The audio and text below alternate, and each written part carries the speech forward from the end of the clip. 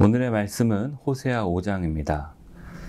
경계표를 옮기는 자가 되지 말아야 합니다. 라는 제목을 달아보았습니다. 이스라엘 백성들을 향해서 하나님은 심판의 말씀을 하십니다.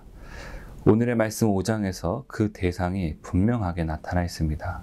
그 대상은 바로 제사장들과 그 이스라엘 족속들과 왕족들이 귀를 기울여서 하나님의 심판을 그 말씀을 들으라고 1절에서 말씀하고 있습니다. 하나님을 배신하고 우상을 숭배하는 그 마음에 여호와 하나님을 알지 못하기에 음란한 마음이 그 속에 있고, 여호와 하나님을 잘 알지 못하기에 교만해지고 더러워진 이스라엘의 타락상을 보면서 하나님은 심판하실 것이라고 경고하고 있습니다.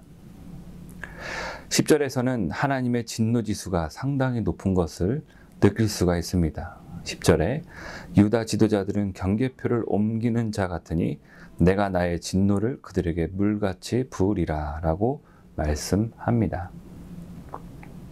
지도자들은 하나님이 가장 싫어하는 우상 숭배를 범하고, 또한 그들을 따르는 백성들도 함께 죄를 짓게 했습니다. 그들은 하나님의 말씀을 속이는 일에 전문가가 되었습니다. 경계표를 옮기는 자처럼 되었습니다.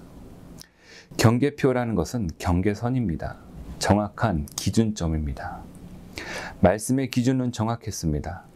하나님 외에 다른 신을 두지 말아야 했습니다.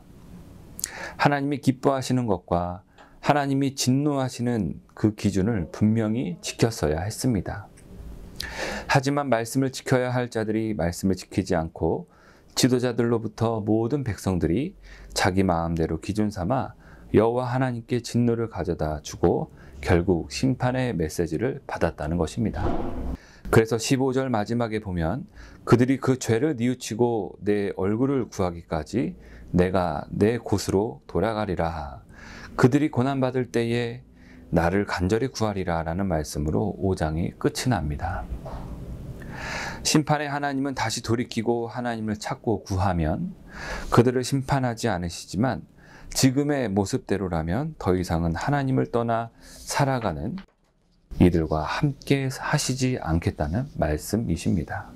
거룩한 언어들과 삶의 지침과 지켜야 할 규칙들을 하나님은 정해 주셨습니다. 하지만 세상에서 살아가는 피조물인 사람들이 그 하나님을 인정하지 않고 우상을 만들고 숭배하고, 또 피조물이 만든 신을 예배하며 마치 경계선을 스스로 계속 변형시켜서 더 이상 원래 있던 기준점을 모두 상실했습니다. 현대를 살아가는 우리들의 삶 가운데에는 호세아 시대의 사람들에 비해 더 복잡하고 더 모호한 경계선에서 절대적인 진리를 무너뜨리는 포스트 모더니즘 사회에서 말씀을 기준으로 삼고 살아가기가 쉽지 않습니다. 하지만 시대를 향한 하나님의 메시지는 절대적으로 같습니다.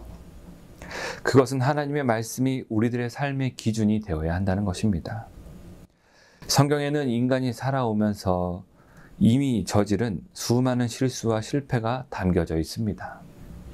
우리들은 이러한 모습을 보면서 절대적인 교훈을 삼습니다. 말씀을 기준으로 삼고 살아가는 자들은 분명히 하나님이 함께 하시겠다고 약속하십니다.